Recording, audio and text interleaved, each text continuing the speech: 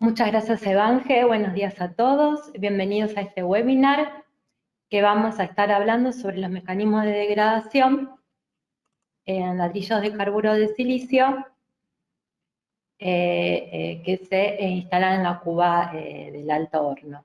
Quisiera saber si me escuchan bien y si por favor me pueden ir avisando después de alguna pregunta, si voy muy rápido, si hay claro que hay algo que no entienden. Más allá de las preguntas, pueden avisar o si tienen algún delay a medida que vamos desarrollando la presentación. Bueno, ahora voy a dar comienzo con este webinar. Bueno, este trabajo, ante todo, se hizo en conjunto con Pablo Marinelli y Juan Mirabelli de la empresa Ternium Argentina. Este trabajo fue presentado en dos congresos, en el Congreso UNICER en el año 2017 y en las conferencias del Acero IAS del año 2018. Bueno, ¿cómo vamos a dividir el trabajo? Primero voy a comenzar con una pequeña introducción, luego voy a presentar cuál fue el objetivo de este trabajo, las muestras post-mortem y la metodología que nosotros seguimos en el estudio, los resultados que obtuvimos, una discusión sobre estos resultados y finalmente las conclusiones. Bueno, aquí podemos ver en la parte izquierda una figura sobre un esquema de lo que es el alto horno y las diferentes partes que lo constituyen, en las cuales se separan. Tenemos en la parte superior el tragante, luego viene la cuba, el vientre, que es la parte recta del horno, debajo el etalaje, la zona de toberas y finalmente el crisol, donde se tienen la escoria y el arrabio líquido. Entonces, cuando seleccionamos los revestimientos refractarios del etalaje, el vientre y la cuba, estos revestimientos probablemente son los más críticos en cuanto a su impacto en la capacidad operativa del alto horno. Entonces, cuando vamos a seleccionar el revestimiento refractario para estas tres zonas, es imperativo evaluar los diferentes mecanismos de degradación que van a estar presentes.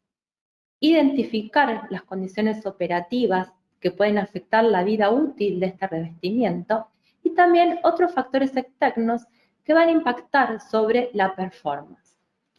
Entonces, en esta zona del revestimiento, en estas zonas, generalmente se utilizan revestimientos de carburo de silicio.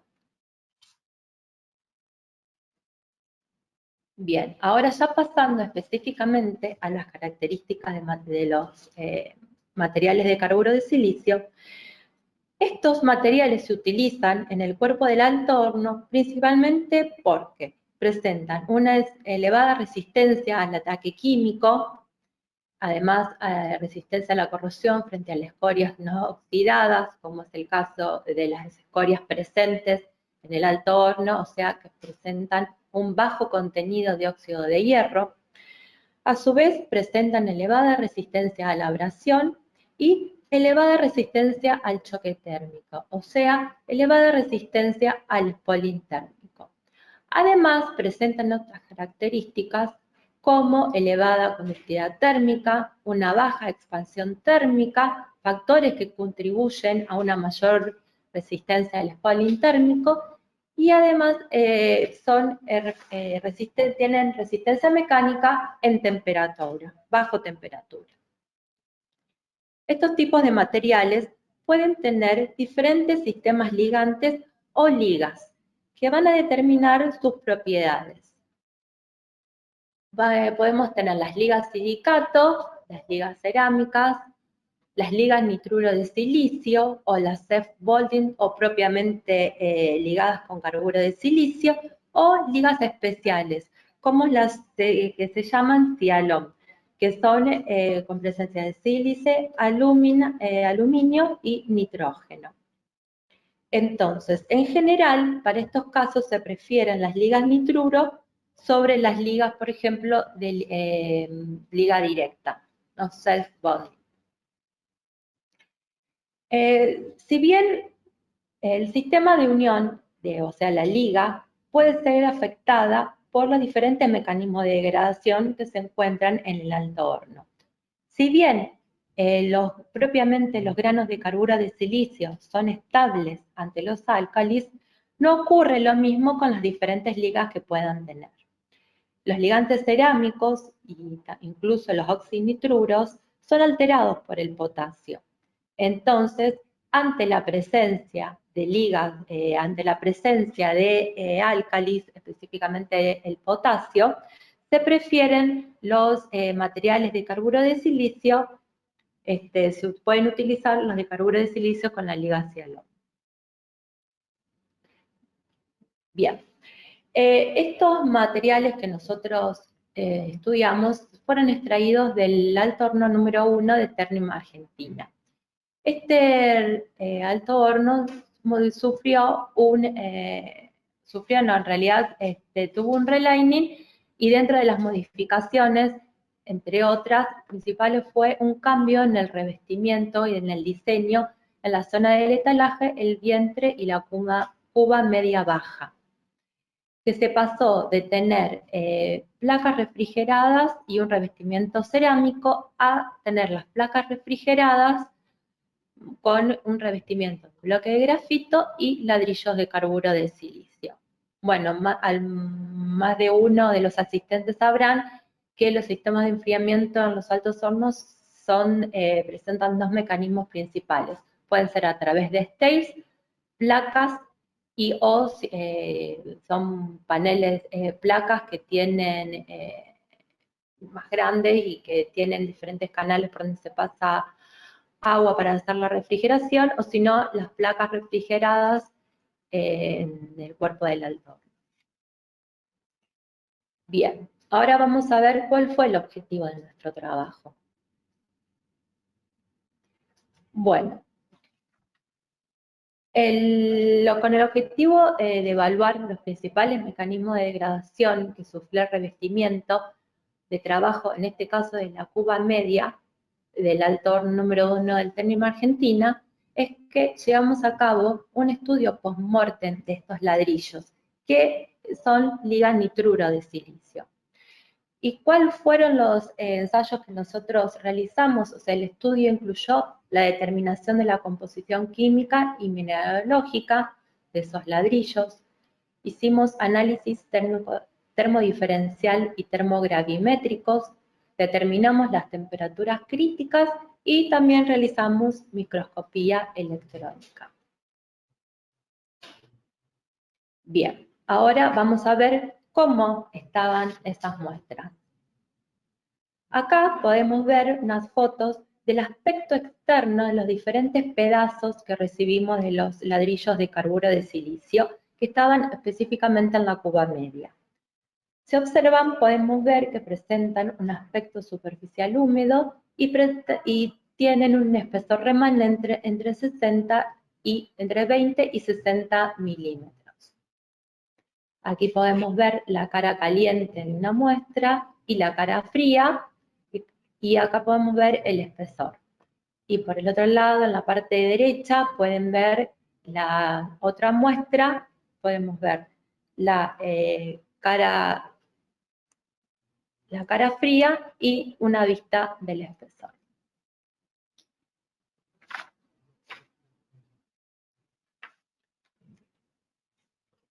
Bien, ahora vamos a ver cómo estaban adentro. Nosotros, para las muestras, se cortaron en un plano transversal en la dirección cara caliente, cara fría, y aquí podemos ver cómo estaba esa estructura interna.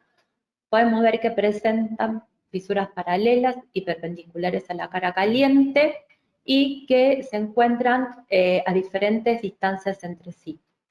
Después, también en el exterior, presentan una capa externa, y en el interior, sobre las superficies de fractura, vemos un depósito de coloración oscura y el cual es muy fino.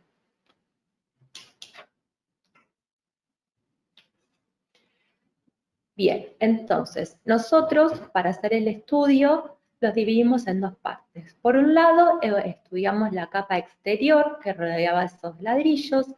En la figura derecha pueden ver, una vez que extraímos la capa de la superficie de los ladrillos, el aspecto que tenía. ¿Y qué determinamos en este caso? La composición química mediante fluorescencia de rayos X y le determinamos la pérdida por calcinación a 950 grados centígrados. Luego, a esta capa exterior le hicimos análisis termodiferencial y termogravimétricos hasta 1200 grados centígrados con una velocidad de calentamiento de 10 grados por minuto en atmósfera de aire. El equipo que con nosotros contamos en el laboratorio es marca Shimatsu y ahí tienen el modelo de TG60. Y luego determinamos las temperaturas críticas en un equipo LECO. Esta temperatura este equipo permite determinar el rango de fusión de, en este caso, la capa externa, pero en sí todos los materiales que se pueden evaluar, desde el inicio hasta el fin de la fusión.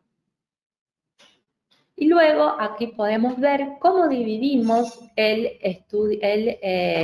ladrillo para evaluarlo. Lo dividimos en diferentes zonas, ustedes ahí lo pueden ver, y ¿qué determinamos?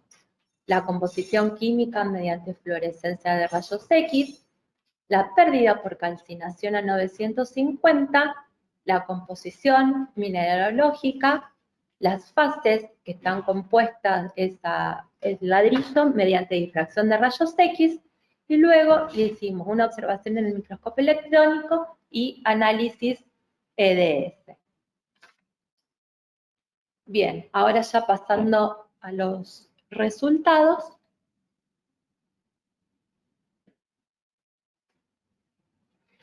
Ya pasando a los resultados, aquí podemos ver en la tabla la composición química de esa capa exterior, que, bueno,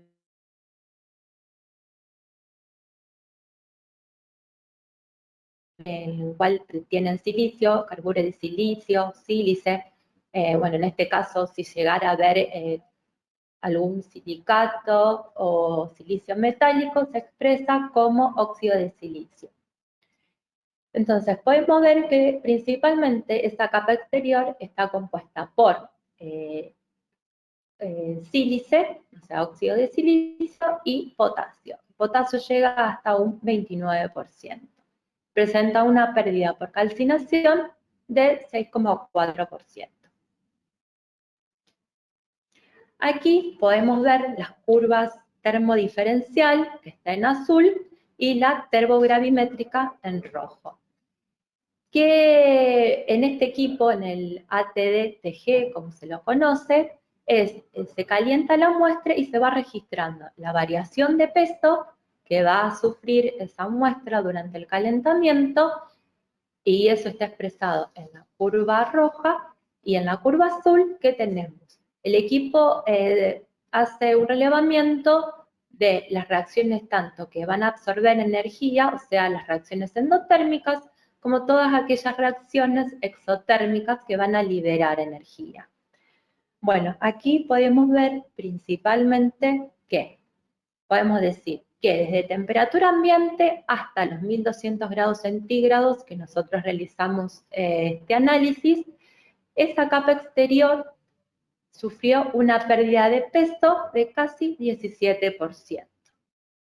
Además, pudimos ver que esa pérdida de peso se da principalmente en 3 pasos. Tenemos una pérdida desde temperatura ambiente hasta los 234 grados centígrados de un 12%.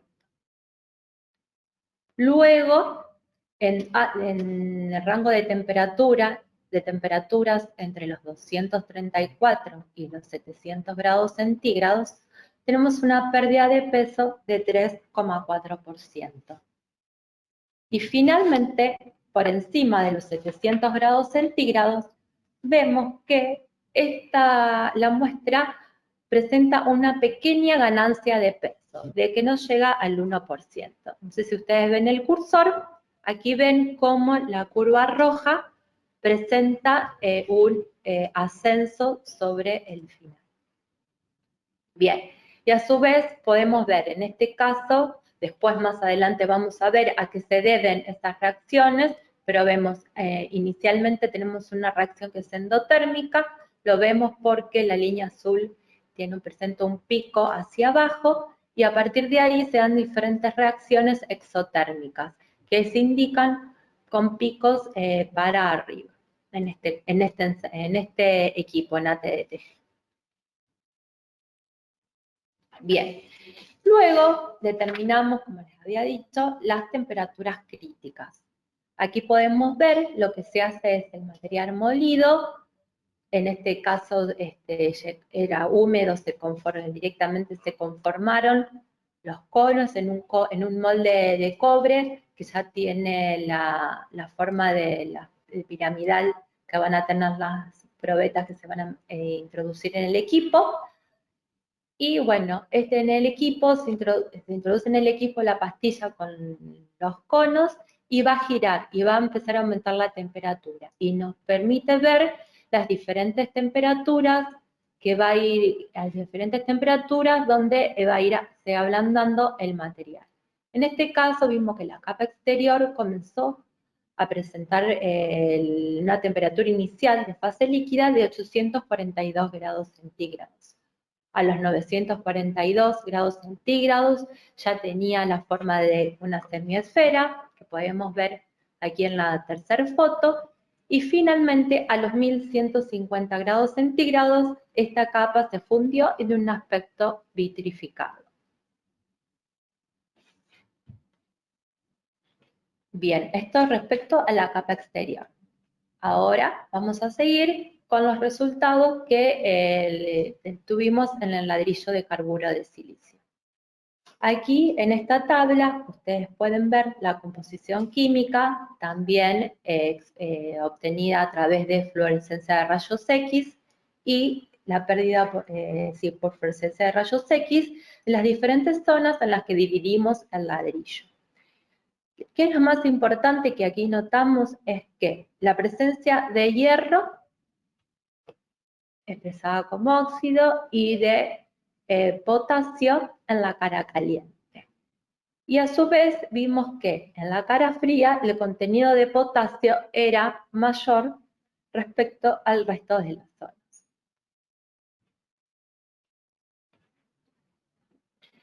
Bien. Y después a la cara caliente identificamos, hicimos una difracción de rayos X para ver cómo esos compuestos, o sea, esos óxidos, cómo estaban formando qué compuestos dentro del ladrillo. Y determinamos que principalmente está constituido por carburo de silicio en dos formas, en 4H y en 6H.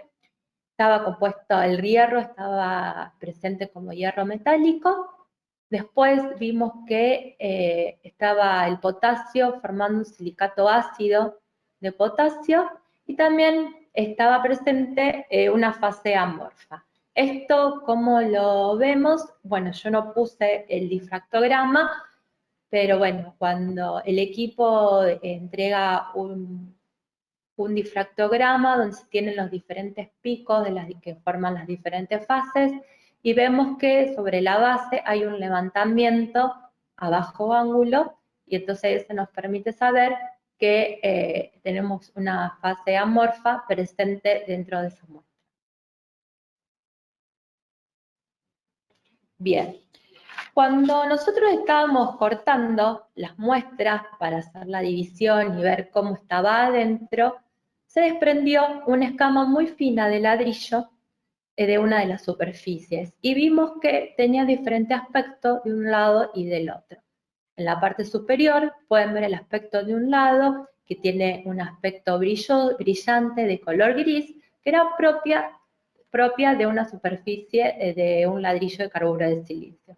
Pero del otro lado había un depósito gris muy fino. Es que por eso fuimos al microscopio electrónico y determinamos mediante análisis analizamos superficies en las diferentes ventanas superficiales en los dos lados para ver de qué estaban compuestos. Bueno, la parte superior era propiamente dicha el carburo de silicio. Acá vemos expresado el análisis en forma de elemento y tenemos carbono y el silicio, que esto nos indica que solamente es el carburo de silicio, pero cuando analizamos la parte gris, vimos que ese depósito estaba formado por el propio material de carburo de silicio, pero que tenía potasio, o sea, está formado por algún compuesto de potasio y que también con presencia de oxígeno, o sea, un compuesto que está oxidado,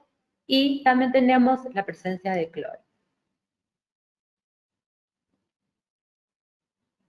Bien, ahora vamos a pasar a la discusión con todos los resultados.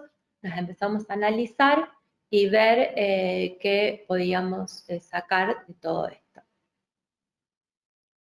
Bien, bueno, en la preintroducción vimos qué tipo de materiales refractarios utilizábamos en el cuerpo del alto horno. Ahora, específicamente, como estos materiales refractarios pertenecían a la cuba media del alto horno, podemos decir que los principales mecanismos de degradación que van a sufrir estos materiales, los materiales refractarios, el revestimiento de la cuba media, son van a sufrir un ataque químico por presencia de álcalis y zinc. Después van a sufrir una elevada oxidación, una elevada abrasión por el descenso de la carga que se va introduciendo por la parte superior del horno, y también van a sufrir choque térmico. Estos son los principales mecanismos que tenemos en esta zona. A su vez, en cuanto a los mecanismos de ataque químico, es importante decir que en este caso la temperatura juega un rol muy importante. Es que por eso que para cada tipo de ataque químico va a existir una temperatura crítica, una temperatura a la cual vamos a encontrar los diferentes mecanismos de degradación. Por ejemplo, en el caso de la desintegración por monóxido de carbono, entre los 450 y los 850 grados aproximadamente. Ustedes, si ven en la bibliografía, van a ver que pueden encontrar hasta los 900 y a una temperatura un poquito más baja. Van a ver este ataque va a ser factible. En torno a los 500 grados más o menos, la desintegración por monóxido de carbono, la velocidad de ataque va a ser máxima. Después, el ataque por álcalis y zinc va a estar en torno a los 900, entre los 800 y los 1000 grados centígrados. La oxidación por oxígeno la vamos a tener presente por encima de los 400 grados centígrados, y la oxidación por dióxido de carbono y agua va a estar presente por encima de los 700 grados centígrados. Entonces, a partir de todo esto, es importante que para prevenir el ataque químico de los materiales refractarios, la temperatura de la pared tiene que estar por debajo de los 400 grados centígrados. Y vamos a evitar o vamos a minimizar, en todo caso, no, porque siempre algo puede llegar a haber, evitar el desgaste por minimizar por una acción química. Bien. Pasando ya a otro factor, digamos, operativo que va a afectar la vida del revestimiento, va a ser la disponibilidad del horno. En general, los hornos se enfrían y se calientan permanentemente, ya sea porque hay una parada por mantenimiento o puede haber una interrupción en su operación por problemas operativos o de proceso.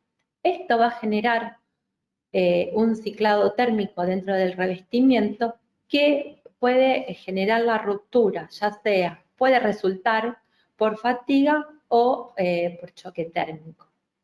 Puede generar la ruptura o fisura o no del material, pero lo mismo va a generar van a sufrir una fatiga o un choque térmico. Bien, todos los materiales refractarios van a sufrir un spalling térmico si están expuestos a fluctuaciones severas de temperatura, que pueden generar fisuras y pueden hasta hacer colapsar un material refractario, una estructura refractaria, hablando en forma genérica, ¿no?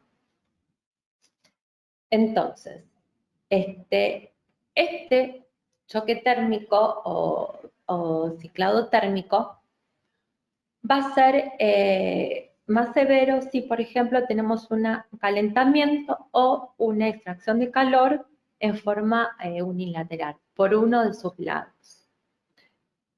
En este caso, podemos ver que en el alto horno tenemos una pared que es refrigerada para extraer calor y tenemos, como nombré anteriormente, que puede ser a través de tapes o las placas refrigeradas. Entonces, este ciclado térmico va a generar grietas paralelas a la cara caliente que va a facilitar que los vapores alcalinos presentes en la atmósfera del horno penetren a través de los poros del material o a través de las juntas entre los ladrillos y estos vapores alcalinos van a condensar en el interior. ¿Hasta dónde? Hasta las temperaturas que vimos anteriormente. Se van a formar, entonces, además se van a formar gaps de aire que van a interrumpir la refrigeración. Estos materiales se van a condensar dentro del ladrillo, las fisuras que vamos a tener van a generar gaps y que van a hacer que la extracción de calor a través de la pared no sea continua. Vamos a tener un incremento dentro de la temperatura de la cara caliente y al tener un aumento de la temperatura de la cara caliente vamos a favorecer el ataque químico. Ya vimos anteriormente cuáles son los rangos de ataque químico y si se dan las condiciones, si tenemos presentes los diferentes agentes, bueno, ese ataque es más factible que ocurra. Bien, acá podemos ver la evolución de la composición química desde la cara caliente hacia la cara fría del ladrillo y la capa exterior. Vemos que la capa exterior principalmente está compuesta por óxido de potasio, también tenemos algo de presencia de óxido de sodio y de hierro. Y vemos en la cara caliente cómo es la evolución que tenemos desde la cara caliente hacia la cara fría, tenemos mayor porcentaje de presencia o penetración de potasio. Y podemos decir que en esta muestra el porcentaje de la contaminación por potasio estuvo entre un 10 y casi un 30%. Y a su vez, bueno, la cara caliente del ladrillo, esos compuestos que están en forma de carburo de silicio, el hierro está como hierro metálico, el potasio está formando un silicato ácido y a su vez tenemos alguna fase amorfa. Bien, los álcalis están presentes adentro del alto horno y tienen tres principales acciones negativas. Una va a ser que van a atacar el material refractario, van a formar adherencias o pegotes en la pared y también van a degradar la calidad del coque y de la carga metálica, ya que se pueden depositar sobre la superficie de los mismos.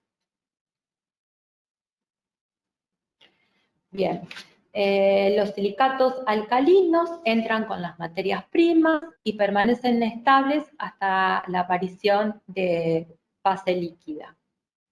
A los 1300 grados centígrados se van a disolver en la escoria primaria. Ahí disculpen que no se ve bien, falta la E de la escoria. Bueno, y luego progresivamente esos vapores alcalinos se van a ir reduciendo a los que no fueron disueltos en la escoria, van a empezar con los gases ascendentes y van a empezar a ascender y progresivamente se van a reducir a vapores alcalinos. Este potasio, en este caso metálico, se va a ir transformando en diferentes compuestos a medida que va siendo arrastrando por la corriente gaseosa ascendente, de acuerdo a las diferentes zonas que va atravesando. Bueno, para la mayoría ya lo deben saber, pero les recuerdo que en las zonas de tobera se va a inyectar el aire caliente junto con algún combustible auxiliar que va a ir en contracorriente con la carga metálica descendente, o carga metálica y el coque en forma descendente.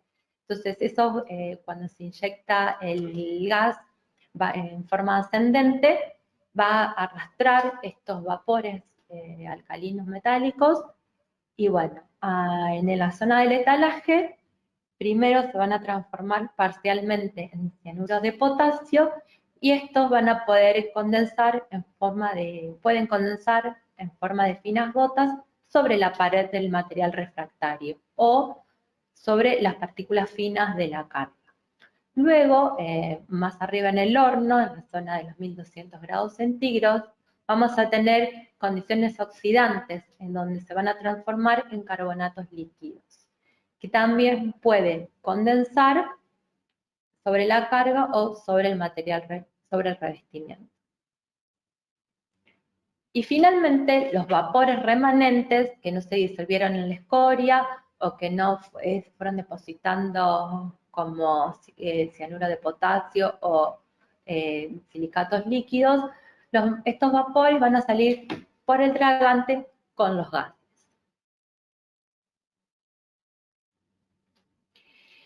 Bien, siguiendo con los mecanismos de ataque de los álcalis, podemos decir que el potasio, digamos, por una parte va a penetrar en el material refractario, se va a oxidar y va a reaccionar con los compuestos de sílice, alúmina o carbono del material refractario.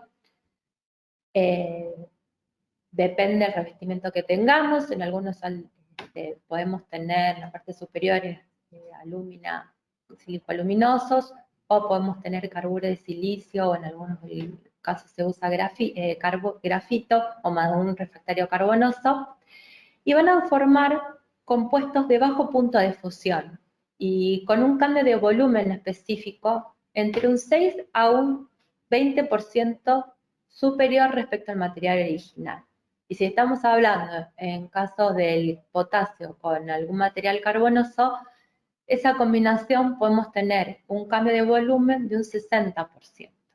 Entonces, los vapores alcalinos van a generar un cambio de fase con un aumento de volumen asociado y a su vez van a una deposición de carbono.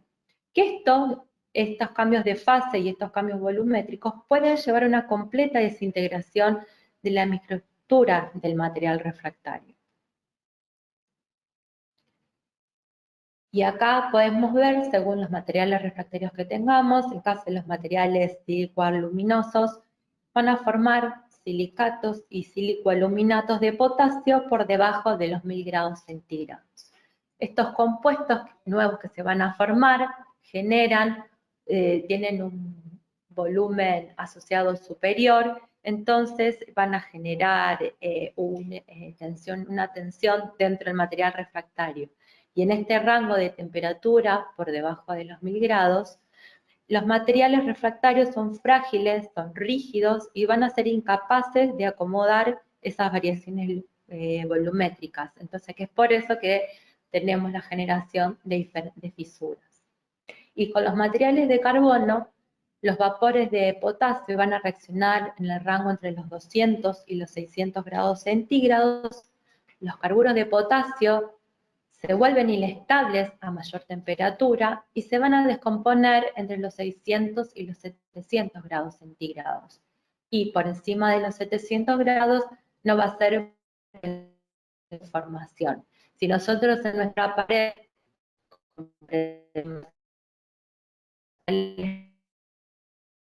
carbonosos van a estar entre los 200 grados. Ahora. Me dicen que no se escucha bien, así que voy a repetir, aquellos que no me escucharon bien, esta última parte, de la parte de los materiales carbonosos, que ahí nosotros vamos a ver, ven ustedes tres rangos de temperatura, que entre los 200 y los 600, estos vapores de potasio van a reaccionar con el material carbonoso. Entre los 600 y los 700, estos carburos de potasio formados se van a volver inestables y se van a descomponer, y por encima de los 700 grados no va a ser posible su formación. Entonces, ¿esto qué significa? Si en nuestra pared refractaria nosotros tenemos un rango de temperatura entre los 200 y los 600 grados centígrados, vamos a tener esa formación de carburos de potasio, y vimos en la filmina anterior que estos carburos de potasio van a generar un aumento de volumen de hasta un 60% respecto al material original, que van a generar, va a ser más posible la generación de fisuras dentro de esa pared. Bien.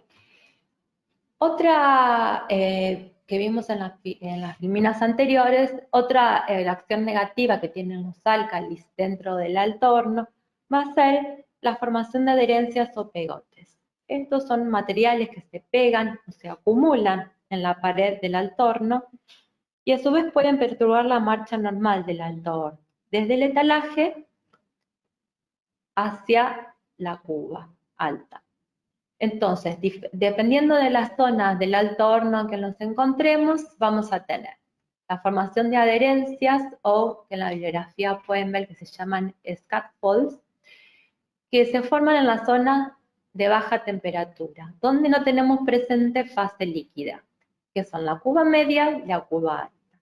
Y luego vamos a tener las formaciones pastosas, o llamadas scats también, que están constituidas por fases viscosas, semifundidas o líquidas en las zonas de mayor temperatura, que estas son la zona del vientre, o sea, la zona recta, y la zona del etalaje.